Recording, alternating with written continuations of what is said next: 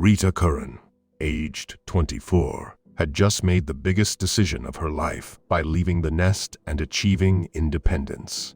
But in July 1971, the unthinkable occurred when she was brutally murdered, shocking the neighborhood. Who would want to harm a kind second-grade teacher? And what would it take for the case to be solved? Hi, and welcome back to Mysterious Cases 7. If you are new here, please consider subscribing, as it helps us motivate to create more intriguing content for you.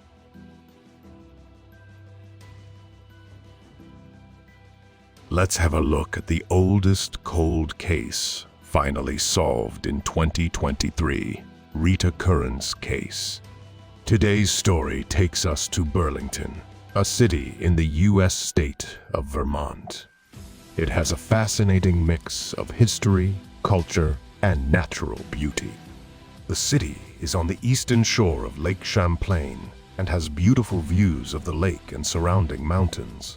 It was founded in 1785 and has a strong economy based on technology, education, healthcare, and tourism. This beautiful city was the scene of a terrible crime that happened on July 20, 1971, and wasn't solved for 52 years. On June 21, 1947, Mary Eleanor Donahue Curran and Thomas F. Curran of New York City held their newborn daughter for the first time. They named her Rita Curran. Rita was the first child in the Korean family, but they had two more children after her, with a loving and caring younger brother, Thomas Curran Jr., and a beautiful and kind younger sister. Mary Curran, the Curran family was well known and liked in the area where they lived. This was especially true since her father, Thomas, was the zoning administrator for the community. As a child, Rita was a quiet and sweet presence with a shy demeanor that belied her deep reserves of kindness and intelligence. She did well in school and got her bachelor's degree. Rita lived with her family for 24 years until one day she decided to move out. It was the first time she had lived away from them, and she moved into an apartment on 17 Brooks Avenue in Burlington, Vermont, with 3 other roommates. She fulfilled her dream when she became a beloved second-grade teacher at Milton Elementary School. All of her students loved her, and she had a lasting effect on their lives. One of her students, Jim Robar, still remembers an act of kindness she did for him when he was in the 2nd grade. In a school play, he used a teddy bear he liked as a prop, and after the play, he asked Rita if he could keep it, and she said yes. Rita and her younger sister Mary would often tap dance and sing together. During the summer, Rita worked part-time as a chambermaid at the South Burlington Colonial Motor Inn, where she was known for her hard work and dedication. Her co-workers and guests loved her for her warmth and sincerity. Can you think of a reason why such a quiet, kind, and warm-hearted person would have been killed so brutally? Her murder happened on July 20, 1947, when one of her roommates, Beverly Lamphere, came home late from a date with her boyfriend at 1 a.m. The other 2 roommates weren't there that night, so it was just her and Rita. As soon as she opened the door, she smelled blood and iron. When her eyes adjusted to the darkness, she saw a figure lying on the ground. When she got closer, she realized it was Rita, who was half naked and covered in blood. Her hair was still in curlers, so it looked like she was getting ready for bed when the attack happened. Beverly screamed for her boyfriend, hoping he could save her friend, but it was too late. Rita was dead, her life cut short in a brutal and senseless act of violence. Beverly's mind was filled with questions about who could have done this and why someone would hurt her dear friend. She called the police right away because she was scared and saddened by her friend's death. The darkness of the night was not comforting, and her mind kept going back to Rita, whom she had just left a few hours ago. As Beverly and her boyfriend waited for the police to arrive, the night was very quiet. They couldn't figure out why no one had heard any screams or sounds of a struggle. It was as if the killer had vanished into thin air. After a short while, the police arrived and started their investigation.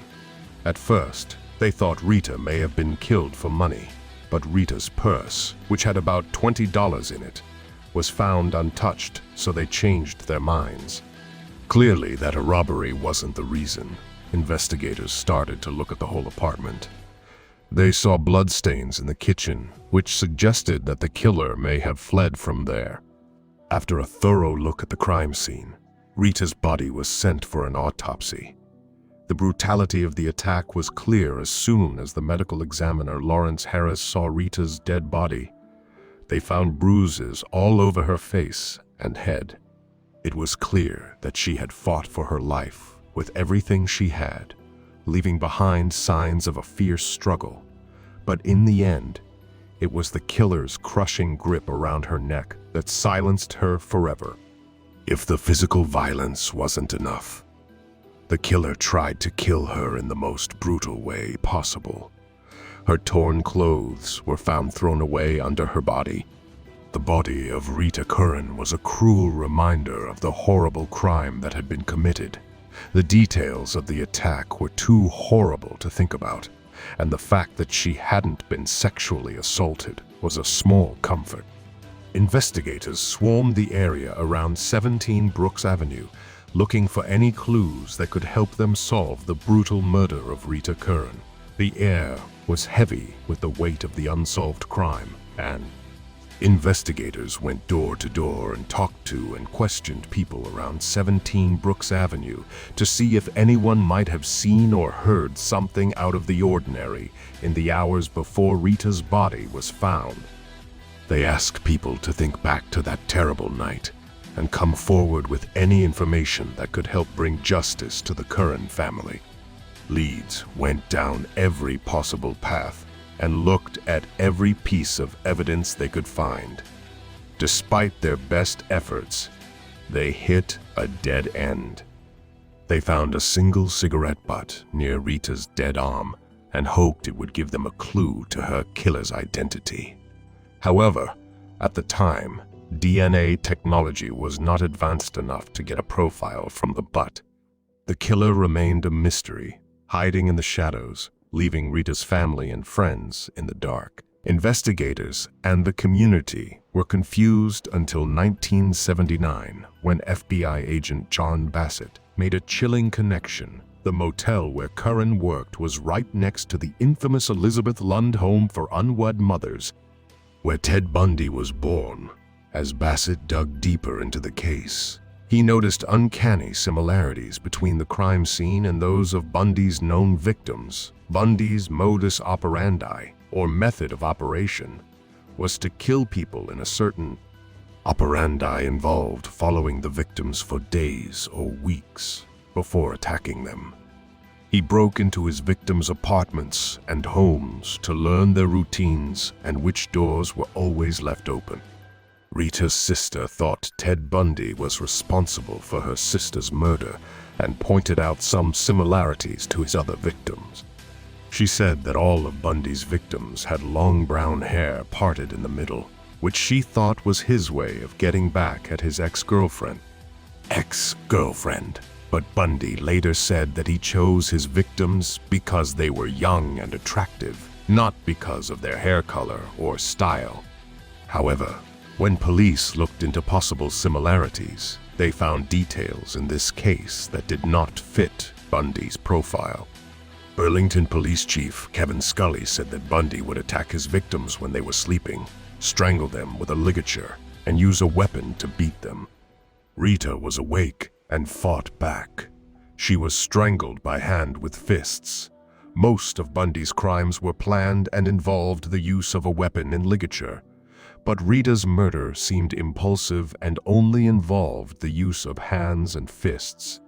Before Bundy was executed on January 24, 1989, He denied committing any murders in Vermont. The Burlington police said they had looked into the possibility of him being involved in the Rita Curran case, and Rita's husband was out of the country at the time of the murder, so there were no other clues that could lead them to the real killer. The case went cold again, and Rita's murder remained a mystery for decades. In 2014, however, a cigarette butt that had been carelessly thrown away near the crime scene turned out to be the clue that solved the case. Victim's body that had been forgotten for years. Detectives knew it was a long shot, but they were able to get a DNA profile from the cigarette butt and send it to the National Criminal Database. Unfortunately, no matches were found. It was a confusing and frustrating dead end, but Detective Lieutenant James Trebb wouldn't give up. He knew that this DNA profile could be the key to solving the case, but he had to think outside the box. Detective Lieutenant James Trebb didn't want Rita Curran's murder to go unsolved in 2019. He made a bold move and put together a team of experts to look at the evidence. They took a fresh look at the decades old case and looked at every piece of evidence with a new set of eyes. Trebb knew they needed a new strategy to find the missing piece of the puzzle that would crack the case wide open. They found it in genetic genealogy. They decided to use this cutting-edge technology to analyze the DNA profile found on the cigarette butt found at the scene of the crime. They dug deep into DNA databases, hoping to find a match for the genetic material that had eluded them for so long. Their hard work paid off. It seems that the use of genetic genealogy was a key breakthrough in solving the mystery of Rita's murder. By linking the DNA found at the crime scene to relatives of William DeRose, investigators were able to establish a connection between DeRose and the crime. Obtaining a sample of Darris's DNA from his half-brother provided conclusive evidence that Darris was present at the crime scene, as his DNA matched that found on the cigarette butt and Rita's torn housecoat. The fact that Darris lived just 2 floors above Rita's apartment at the time of the murder further strengthened the case against him. This evidence, combined with the DNA evidence, would have made it difficult for Darris to explain his presence at the crime scene in any other way. Investigators conducted a thorough investigation into William Darris's past to try and establish a motive and connect him to the crime. The fact that Darris was married to Michelle in the summer of 1971, just 2 weeks before Rita Curran was killed, and that they lived in the same building as her at the time, suggests a possible motive for the crime. Additionally, investigators were able to re-interview Darris's then-wife, who had previously lied about his alibi when she was first questioned.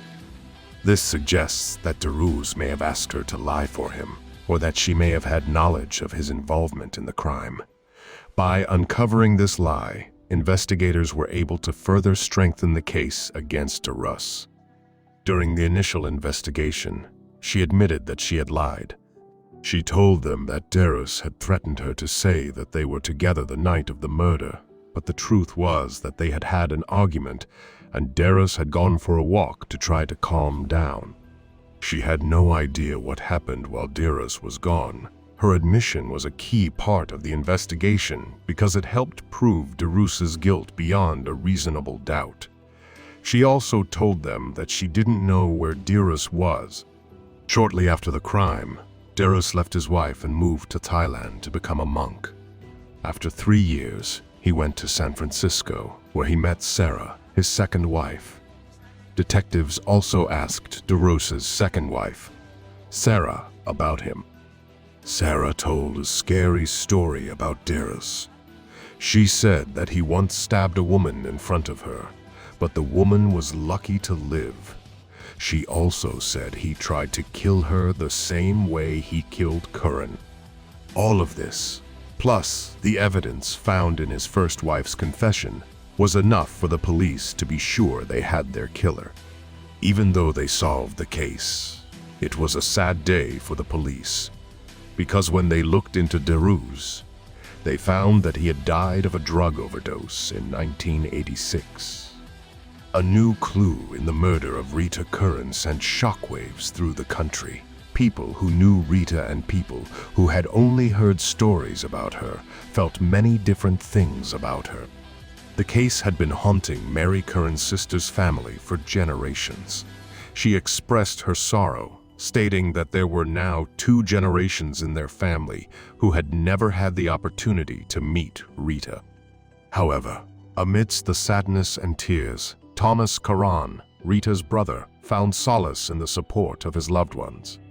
He shared that he prayed to his parents and to Rita, and his wife, Nancy, reassured him that they would get through this difficult time together.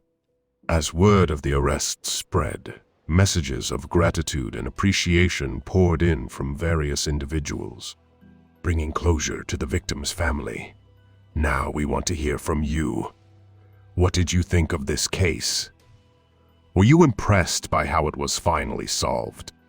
Let us know in the comments below, and don't forget to like, share, and subscribe to our channel for more fascinating true crime stories.